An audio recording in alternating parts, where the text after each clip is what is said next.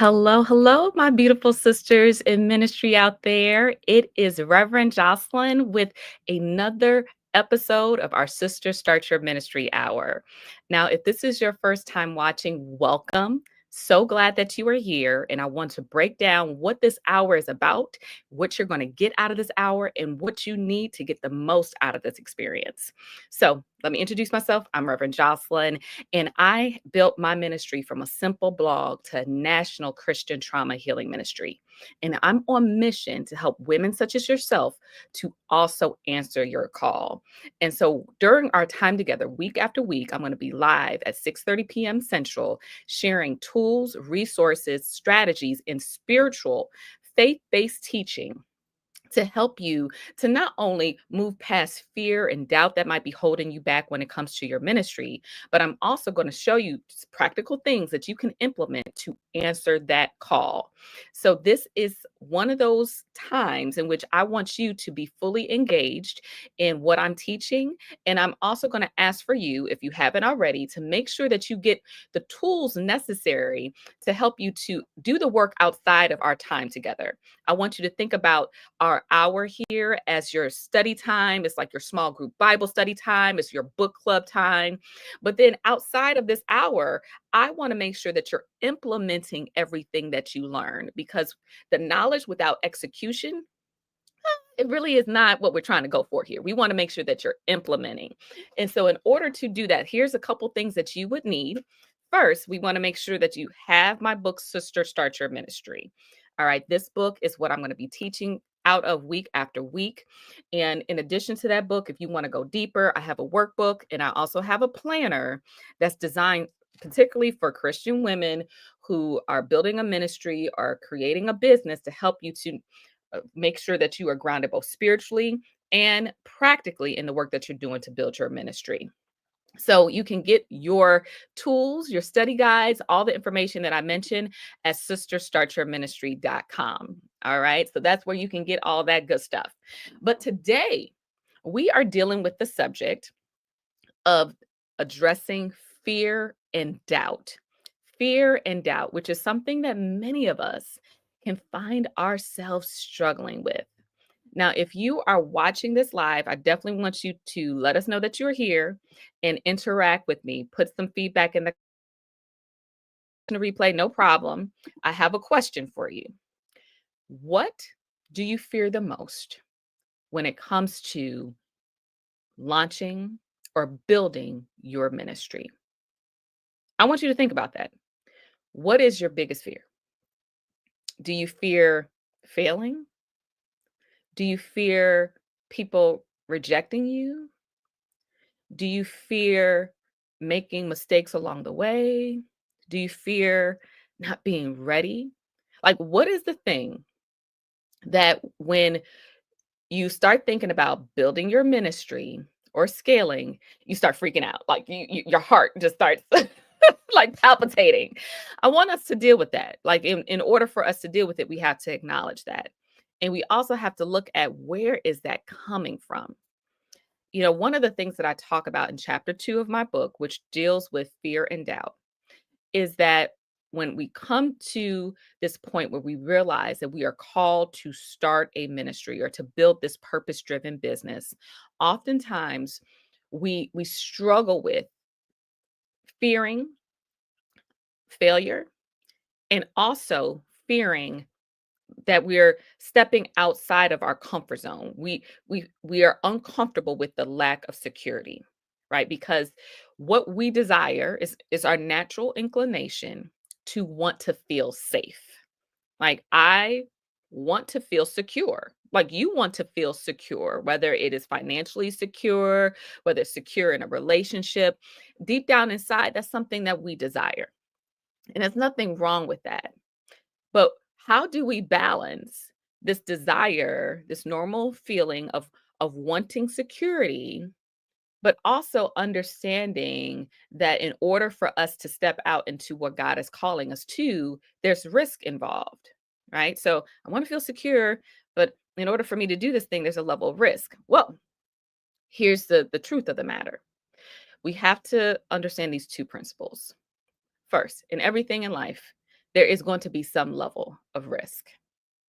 I mean, you step outside the house and cross the street, there could be an accident. You drive in your car, there could be some type of, accident down the road. It could be something where there's illness.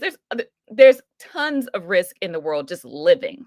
All right, so we can't completely mitigate risk.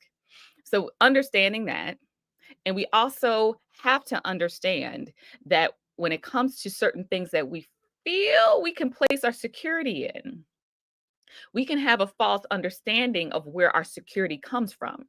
For some of us, let's think about it. We were taught that you just need a good government job and just stick with that government job and you'll be good to go. You'll be secure. How many people this past year have had a situation where their government job was not as secure as they thought it was? We know this to be true, but someone might have put their security in the idea that this government job makes me feel secure. Mm-mm. You put your security in man, in people. Here's the lesson that I want us to all focus in on.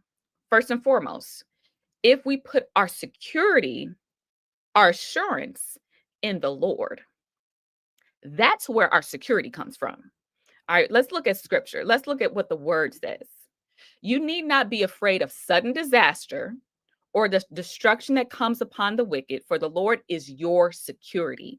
He will keep your foot from being caught in a trap. Let's think about this and consider it, because our security, if we hold on to understanding that, yes, there's going to be risk out here in this world. If you do anything, keep on living, you're going to experience certain challenges. But if our security comes from God, then we can walk in assurance and confidence that knowing that He has us, we're going to be okay. This is foundational to what I'm going to be teaching today, because as we think about what God is calling us to as it relates to our next, whatever that is, whether it's stepping out and starting this business, stepping out, starting this ministry, this trauma healing ministry, maybe He wants you to write this book, maybe He wants you to open up about your testimony. Whatever God is calling you to in this season is going to require some level of discomfort, some level of stepping out of what we felt was secure, our area of comfort, and being in this space where we're like, oh, like, God, I don't know if I'm ready. I'm uncomfortable. All these questions, right? But if we know our security comes from God, that will help us to move forward, even when we feel like we are not ready yet. Because here's the secret, ladies. Here's the catch here. When it comes to what God is calling us to, if it's a God-sized vision, we're never going to feel fully ready. Ready is an illusion. Like, ready is like this thing where it's like, oh, I'm going to be at this point. I'm going to have this much education. I'm going to have this. No, we are trying to control the situation. Some of us are recovering control freaks. And again, this goes back to what I was saying in terms of us wanting to feel safe. Some of us were violated, experienced trauma, experienced some painful things in our past that have caused us to feel like we have to be in control of everything and do everything in our power. And so releasing that and saying, oh, I can't do everything in my own strength. No, when it comes to what God is calling me to do, this is something where it's bigger than me. I can't control the outcome. I just need to be obedient to what God is calling me to do in this season. Okay. So these are some things I want you to be thinking about as I begin moving forward in our teaching. And I would love to know who's here watching live. Welcome, welcome, welcome. Put in the comments, what's your name? Who are you? What city you're representing? And if there's an area that you are struggling with as it relates to fear, I want to know that, because we're going to address this together. And those who just logged in, we're talking about fear and doubt, how fear and doubt is holding many of us back when it comes to what God is calling us to next. I know for some of us, we are recovering perfectionists. How many of you watching right now, you know, you need to be in a program like AA, like I'm a recovering perfectionist. Like I hate making mistakes. I freak out. I get anxious about anything that's challenging me. I know. I definitely have been a recovering perfectionist too. But I learned something from my nephew. I have this he's 9 years old now. Time flies. My little nephew, I was hearing a story about him today, and he was talking to his teacher in class, and his teacher said, "You know what they say, practice makes perfect." And my nephew, he corrected her and said, No, practice makes progress." And I think, "Oh, okay, nephew, he's right." Again, there's an illusion of perfection, of feeling like we have to show up with everything being just right. But when it comes to what God is calling us to, He's not expecting us to be perfect. None of us are. Again, the goal is not perfection, the goal is progress. And in order for you to make progress, we have to deal with how we view failure. Because for some of us, we take failure personal. Now, if I'm talking to you right now, again, this is something where we're interactive. I need to hear from you. So let me know if this is something that's resonating with you. But for me, I know that I was sometimes when I would make a mistake, I would just freak out. I would be like, "Oh my goodness, I made a mistake. What are people gonna think about me?" Like I would sometimes have typos in a blog, or I would like stumble over my words on a Facebook post or something like that. And the focus was all on me, mistakes, mistakes. Oh my goodness, making this like catastrophic thing, not realizing, first of all, and you getting the reps in, you're getting better every time. You're growing, you're learning, you're making practice makes progress. And I'm focusing on the mistakes versus focusing on the growth, the lessons, the data that I'm getting. And mind you, this, even though it might not have been perfect, it still was resonating with those who I was called to serve. And this is the thing when it comes to your calling, sisters, instead of having the focus on me, or in this case, you saying, "Oh, what are people going to say about me? I have to make sure my hair is just right. My makeup has to be just right. I have to have these words just in place. I have to have the lighting. I have to have studio." Mm-mm. You're focusing on the wrong things. Instead of focusing on yourself, I want you to focus on, okay, first, what is God asking you to do in this season? And who? Who are you called to serve? And focusing on the people who actually are going to benefit from the message that God is calling you to share. Okay. So instead of focusing on or being afraid of failure, look at it as a part of the process. Here's a story for you. Thomas Edison, when he was like creating the light bulb, he had a number of attempts. I mean, if you were to take a guess, you might be like, "Oh, maybe he tried 100 times, 200 times, 300." No, no, no. He attempted to invent the light bulb 1,000 times. He had 1,000 failed attempts at creating the light bulb. Now, I don't know if about you, but if I tried something 1,000 times and failed, I'd probably be like, I don't know if this is in the cards for me. But no, no, no. He stuck with it.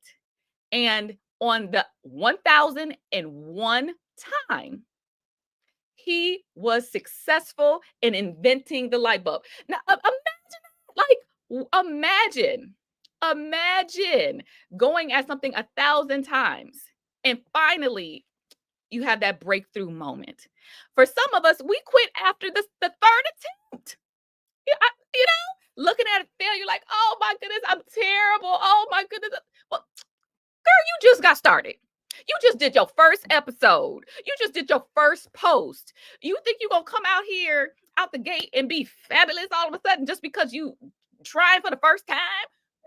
No, you gotta get your reps in. You gotta put in the work. There's no shortcuts to being excellent. There's no shortcuts to being great.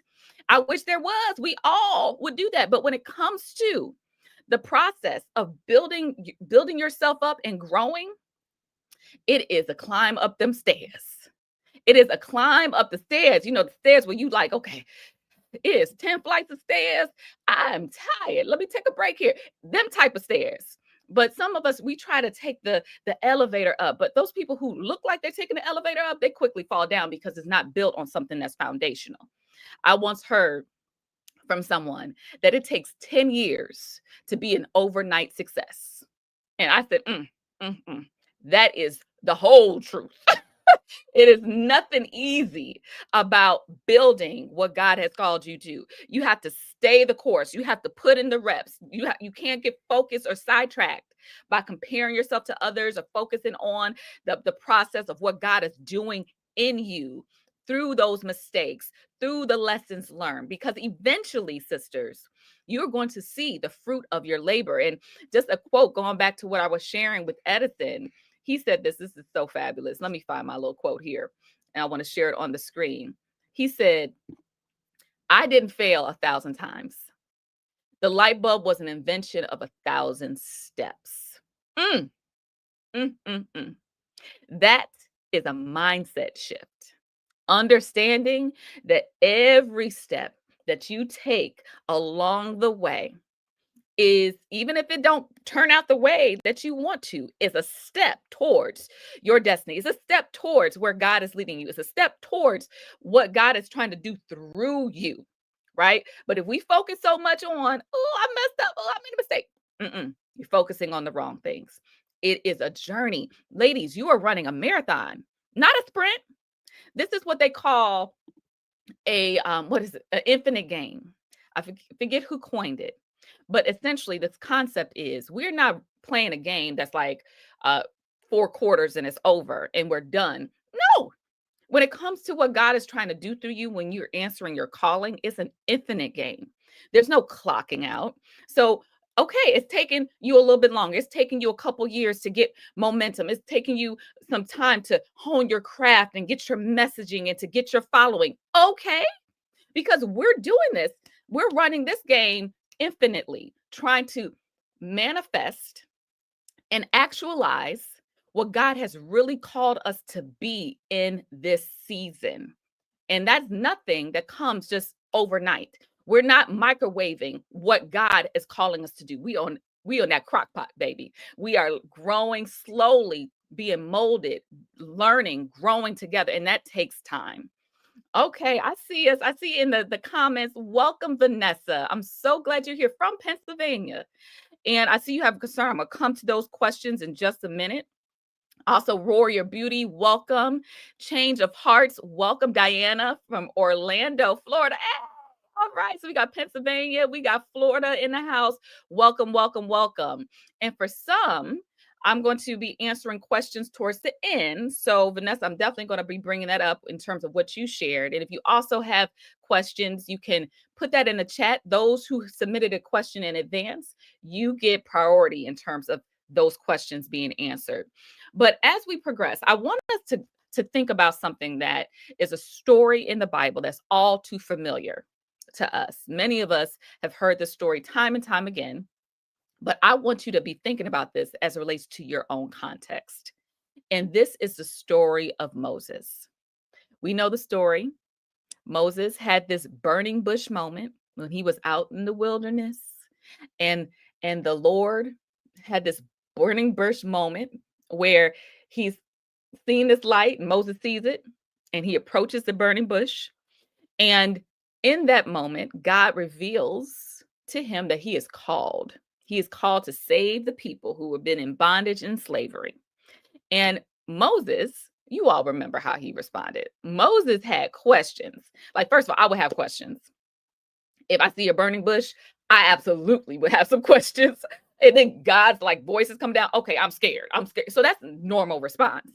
But in this time, there's a couple interactions that Moses had where he posed certain questions related to his calling, what God was calling him to do.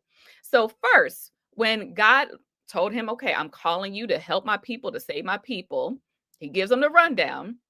Moses says, who am I? that I should go to Pharaoh and bring the Israelites out of Egypt? Who am I? So when we think about this, who am I is a valid question. Like, okay, like I have this background. I don't know if I'm ready. Like, why did you choose me, Lord? Well, I think there's a couple things that we want to consider. First, he's saying, I believe this is a form of imposter syndrome. Who am I? Like, so for you, you might be asking, who am I, Lord, to write this book? Who am I to speak on this topic? Who am I to go into these rooms and advocate for change? Who am I to start this nonprofit? You might have the same question like, do I have the credentials? Do I have the education? Do I have the experience? Who am I, Lord, to do this? And my question is, instead of saying why you, why not you? And here's the thing, going back to what I said earlier, this is something where when it comes to God calling you to do something, you are not doing this in your own strength. And his response as it relates to this, I think speaks to this. When he says, who am I? God says, I will be with you. I will be with you, which is a reminder that, yes, sister, I'm calling you to do this. I'm calling you to step out to this big ministry. And yes, quite frankly, it would be too much if you were to try to do this in your own strength, but you are not, because God is saying, I will be with you. Whatever God has called you to, He will bring you through and He will be with you as you step out into what He's calling you to next. Okay. And so Moses hears this and he's like, okay, but I still got questions. I still got questions. So Moses says, suppose I go to the Israelites and say to them, the God of your fathers has sent me to you, and they ask me, what is his name? Then what should I say to them? So now he's like, okay, questioning, like, do I have all the knowledge? Do I have all the answers? How's this plan going to go? Now, for us in ministry, I get that because when I was first getting started, I had a lot of questions. I'm like, God, you're calling me to step out and leave my full time job with benefits. You're calling me to write this book, calling me to start this like podcast and this healing ministry. I got like, how's this going to work? What's the next plan? What's the next plan? What's the wait? What? Like, I wanted to know all the next steps, and that's where some of us get stuck because we want to know exactly what to say, how to do it, what to do, all the things. I don't know who I'm talking to, but if this you, let me know. Let's confess and have some dialogue here. But here's the thing, when it comes to God calling us to step out into ministry, sometimes we're not going to have all of the steps, every single thing for the next 5 years figured out. No, no, no. Sometimes He's like, I need you to go here, and then I'll show you the next step. I need you to go here, and I'll show you the next step. Because God already has a plan. So let's look at what God said in response to this. He said, God said to Moses, tell him I am who I am. I am has sent me to you. So he's like, I am who I am. Like, God has sent me. Like, that period poo. Like, this is all you need to know. And so he's like, but wait. Okay, you said that, but what if they don't believe me or listen to me? That like the Lord did not appear to you. What if they say this? Like, I have questions. I might look crazy. Now, for me, when I'm reading this text, this sounds to me like he's also struggling with the idea of people rejecting him. How many of us have really struggled with this idea of like, will people like respond to me? Like, I feel like I'm called to preach. I feel like I'm called to teach. I feel like I'm supposed to be stepping out here, but what if people like judge me? Like, what if I like am not accepted? Like, will people even share what I have to put out here? Like, these are questions, right? And this is something where I can relate because sometimes when you're putting yourself out there, when you're sharing your testimony, when you're writing that book, when you're building the ministry, sometimes we're afraid of how people will view us. But here's the thing I've learned, if God gives you the assignment, it's for a specific reason. And it's often certain people who He's assigning you to help, to support through your ministry. You're not expected to be there for everybody. You're not everyone's vessel for their breakthrough. But there are certain people who you are assigned to, who are going to gravitate towards you, who are going to love you. But we can find ourselves focusing on the other people, these people who we don't have. Have these people are just in our mind made up. We don't even know who they are, but we're afraid of these imaginary people who might reject us or say certain things about us. But even if they did, even if some of the folks from church, we got the haters out there, they're not your assignment.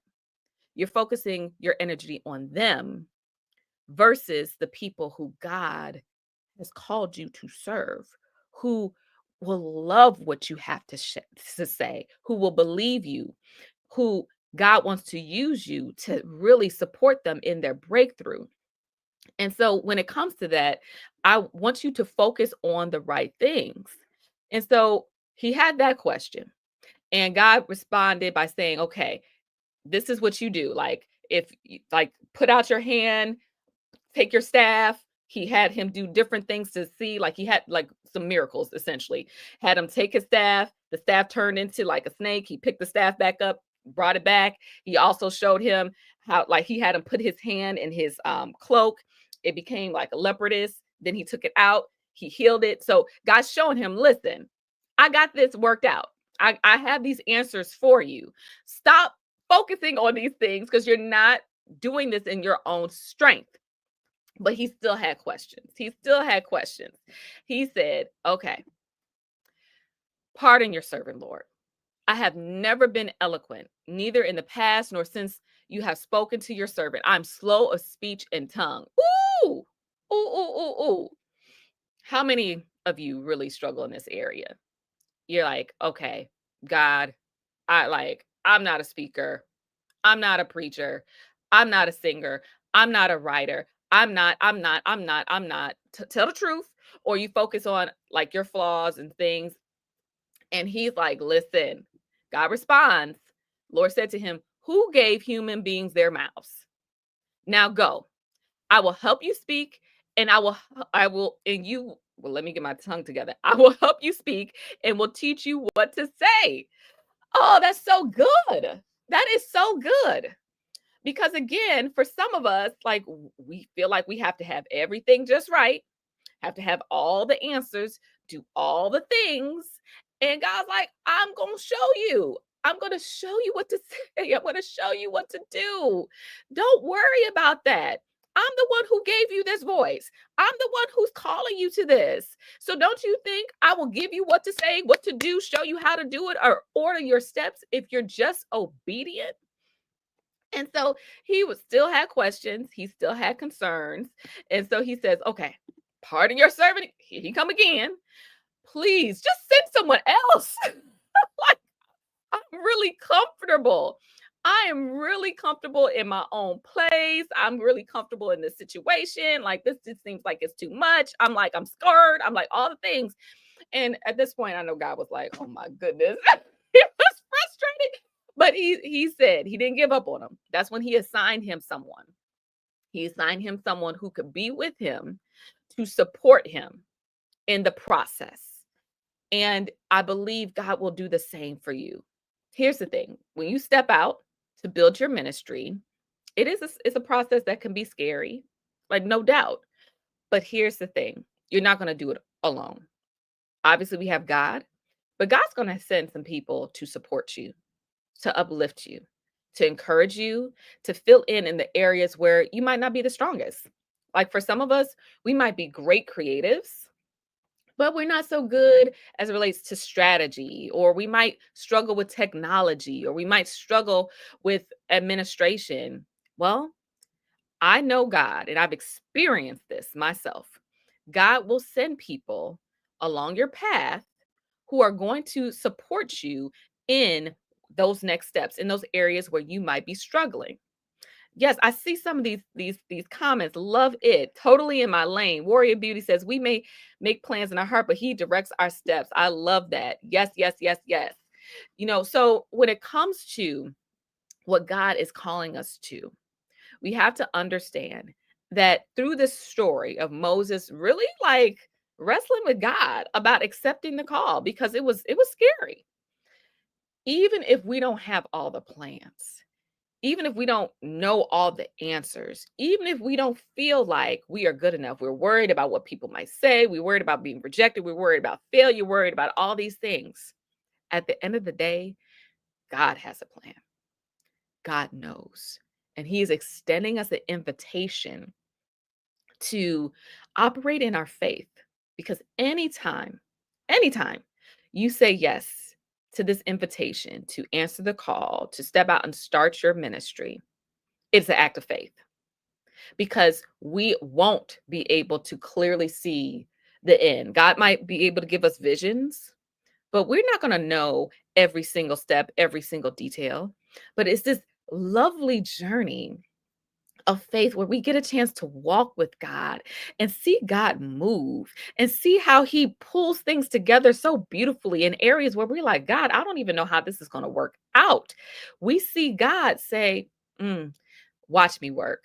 You pray for this, you're looking for this. I know you need this. I'm going to make this connection for you, and you're going to see me work, and it's going to give me glory." But we have to do our part in being co-laborers in creating what God is trying to do through us to build this ministry. And so, as you are thinking about how you're going to navigate fear, how you're going to press through the doubt that's there, understand that fear is a human response. Anytime we feel like there's a threat to our safety, security, is a natural thing that we can feel those feelings sometimes. Don't judge it, but understand that we have to be at a place where we're still willing to move and make steps in spite of the fear we feel, understanding that God is going to help us to navigate our next steps. And we are not alone in the process. All right. So, as we are getting and transitioning to our question and answer segment, I do want to invite any of you who have a question to submit it to reverendjocelyn.com/questions. And also, if you are tuning in for the first time, be sure to subscribe. Subscribe so that you can take advantage of these resources that I'm putting out week after week. In addition to this live segment, I'm constantly putting out videos to help you to grow and scale your ministry. Also, if you have a girlfriend who you know wants to write a book, start a coaching biz, whatever they're trying to do that's in alignment with their faith, share this with them so they can also be encouraged as they are stepping out to what God is calling them to. Now, the first question I want to answer is a question that was pre-submitted by our sister Vanessa. Vanessa, I think you're watching live right now. Thank you for your submission. The question that was asked is how to market my ministry in books without coming across as an influencer or too greedy for sales. Ooh, Vanessa, I appreciate you asking that question because I hear a couple things from this. Coming across too greedy for sales, that stood out to me, and influencer. So I think this is a matter of perspective, Vanessa, because when it comes to being an influencer, I think it actually could be beneficial to be an influencer if you're influencing people to grow in their faith, you're influencing people to experience transformation, you're influencing people to help them, right? I know that your heart is sincere. And because you want to help people, it is a good thing to influence them in the right way. Like, have we ever heard of positive peer pressure, right? So, like, if you are with a bunch of friends and they're talking about, hey, let's make plans to start eating healthy and fast for this week, and we're going to go to the gym and work out together. They're influencing in a positive way. And so for you, when it comes to your book, whatever your book topic might be, or your ministry, you actually do want to influence people, but in the right direction. And you're pointing them towards your mission and pointing them towards God and what you're doing. So could be a great thing because your motives are right. Too greedy for sales. So here's another thing that I often hear people talk about is this discomfort when it comes to this idea of selling. I want you to reframe. I invite you to reframe this because, again, it's all about your heart posture, and where you're coming from. Because if you have a book and you know this book has the ability to like transform lives, like you have information in this book that's going to help people to experience healing and breakthrough and every like it's going to help so many people. You don't want that to be the best kept secret, do you? You don't want to write this book and then nobody knows about it, right? That defeats the purpose. That's a shame to humanity, right? Instead, no, you want as many people to know about it so you can serve them and help them, influence them to experience the breakthrough that you have for them. So, in that case, selling now becomes a way of serving the people who you are called to help. So when you shift it, because you're not focusing on the selling from a standpoint of greed. Again, what's your heart posture? You are offering this information to people to help them, to serve them, because you're doing so from a place of integrity. So when you shift how you look at this, understanding that in this case, selling is helping to serve them, then yes, the money is something that comes in so you can funnel that money back in to your ministry so you can again help other people. Selling from that standpoint puts you in position to be able to have a bigger impact. So, I hope that answers your question, but I think it's a matter of reframing, Vanessa, how you look at selling and being an influencer. Because if you're doing it from a good, like a God honoring heart posture, it can be an amazing thing. So thank you so much, Vanessa, for answering or asking that question. I love that question. And I think you asked that question on behalf of quite a few sisters out here who are watching right now. Welcome, Charlotte. Welcome, Charlotte. Thank you for being here. So happy to have you here watching live. Again, Diana's here. We have Vanessa, who also you had another question earlier, or a point that I want to speak to. If you're still watching live, Vanessa, let us know. Let me bring this up on the screen. Vanessa from Pennsylvania. One concern I have about progressing in ministry is public speaking and getting messages across efficiently for others to understand. Oh, Vanessa, this is such a good point. And when it comes to what God is asking you to do, if you have a message, this is something that it does take practice. All right. So, going back to what I said earlier, when you first start, you have like this idea. You have this big idea in mind. Like your idea might be to address domestic violence, or your idea might be to help people to grow in their careers or starting a trauma healing ministry. I don't know what your big idea is, Vanessa, or anyone who's watching right now. But typically, you have this idea, and then you have to kind of go through the phases of saying, okay, who's my audience? Number one, what's the point of my message? Okay, what's the point?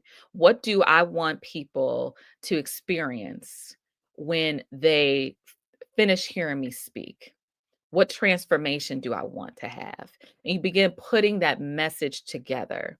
And and then the other thing is when it comes to speaking to others and really honing in on your message, it does take a level of practice and coaching. One of the things that I am a big fan of and an advocate for is finding a coach, finding someone who is going to work with you to help you to pull out those stories and make sure that your talk has a good mixture of not only stories, but certain principles and points that you want to teach. And it might have things where you have jokes and things in between. And so as you are leaning into this, one of the ways to become a great speaker is to first make sure you're speaking. You could start off speaking in front of other people who you know. Maybe it's a small group that you start off with, and then you might branch out and you get a coach who's working with you and helping you to progress.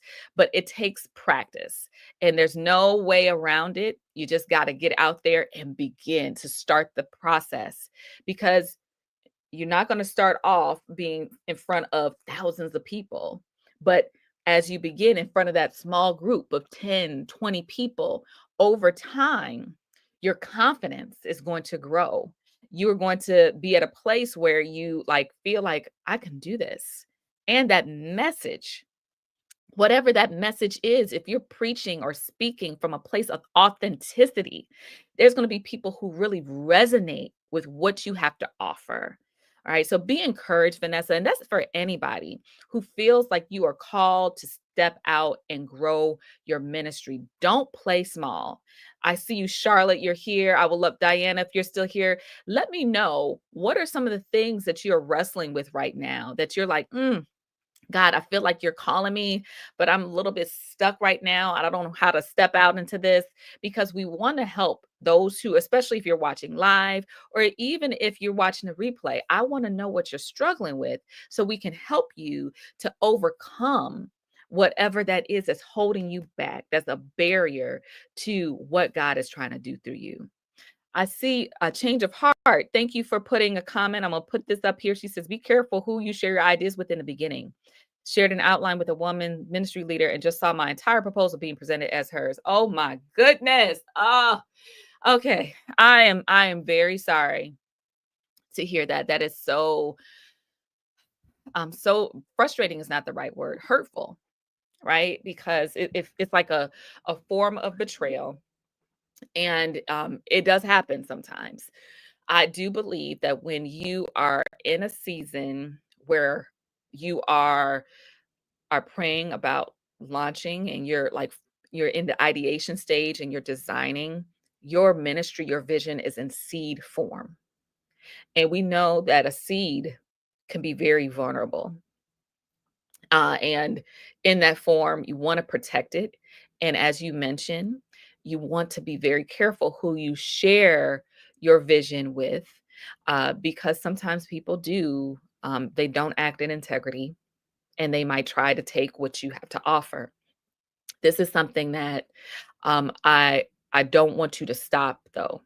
I want to encourage you to keep moving forward. Even though they took that idea, God will give you another one. And in that, whatever God leads you to, if it's a framework, if it's a unique idea that you know that you really want to build upon, then one thing that you can consider doing is trademarking your work, your framework, your methodology. That way you have legal enforcements behind what you're building. So if someone does try to take your stuff, then you could be like, my stuff is trademarked and this is my idea, right? So keep keep going, sister. This is something where sometimes people can do certain things that can be hurtful, but don't stop. The enemy can use that to discourage you. And this is something where whatever God is leading you to do is bigger than just that one idea. If God gave you that one, he'll give you another one. And so be encouraged and thank you for sharing what has happened with you. But yes, sisters, reminder, every week I want to be here to serve you.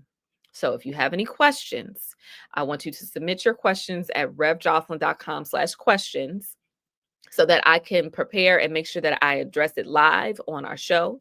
Also, if you're at a place where you're looking for some coaching, like you want help turning this idea into a business, you want help developing your coaching business, you want help writing your book, you want help building that coaching program or speaking program, you're serious at this point in building your ministry, then I want to extend an invitation for you to book a breakthrough session with me.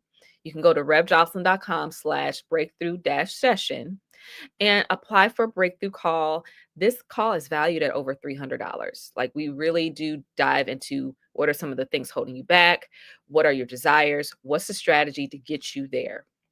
So, if you're serious, I extend this invite to you as I want to connect with you beyond just this YouTube channel and really help you to take that next step so that you can build upon what God has called you to.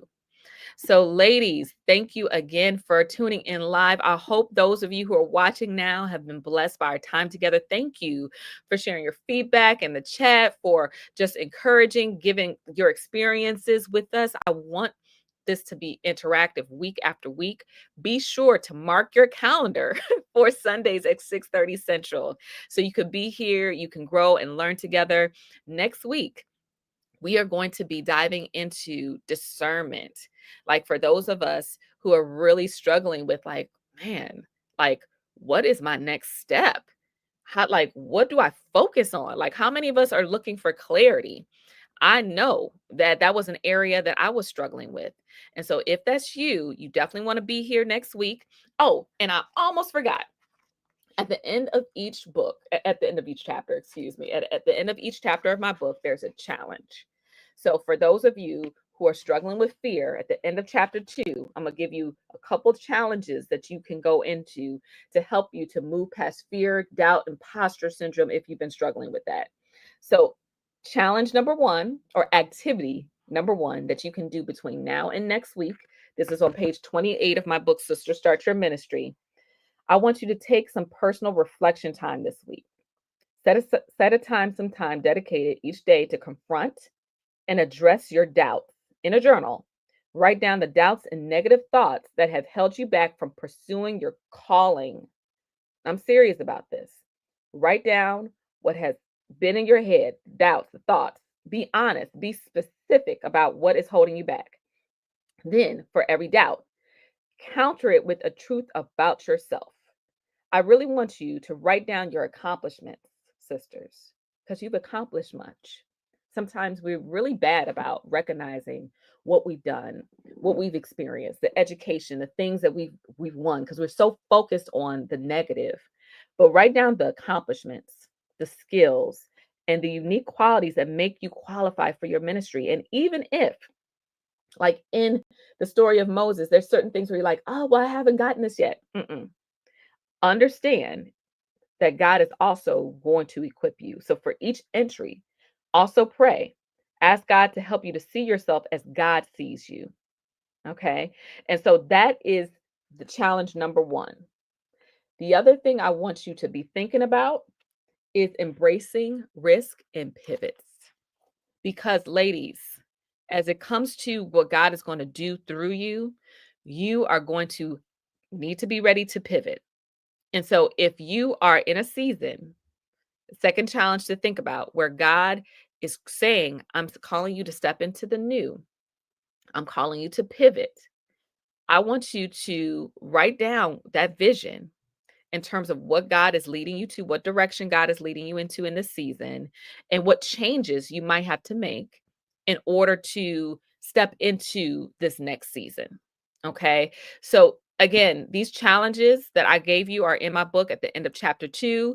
Be sure to read that, reflect on that, do some journaling. You'll have this book or any of my other companion materials to help you to take your next steps. And once again, mark your calendar for next week. I will see you next Sunday at 6:30 Central for our Sister Start Your Ministry hour. God bless you, sisters. Thank you so much for being here live with me today. It's such a joy each week to connect with you, and let's continue to build the ministry that God has put on our hearts. I'll see you next week, sisters. God bless you.